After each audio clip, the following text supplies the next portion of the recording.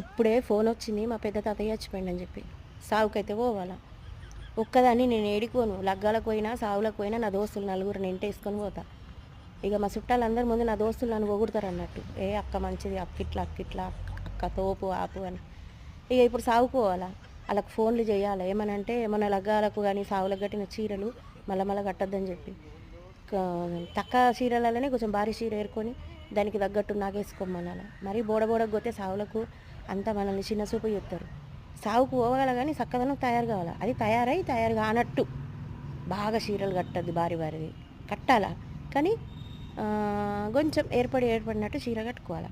వాళ్ళకి ఫోన్లు చేయాలి. ఇప్పుడు వాళ్ళు చేన్లకు పోయినరో, పనులకు పోయినరో, యాడికి పోయినరో ఏమో. ఇప్పుడు వాళ్ళందరికీ ఫోన్లు చేసుకొని అలా తయారు చేయించుకొని ఒక అర్ధగంట లోపు వెళ్ళిపోవాలి. నేను కూడా ఒక చీర వెతుక్కోవాలి మళ్ళీ. ఎందుకంటే మొన్న ఒక సాగుకు పోయినా, అంతకుముందు ఒక సాగుకు పోయినా, ఆడిడ కట్టింది ఈడ కడితే కూడా దీనికి చీరలు లేవేమో మళ్ళీ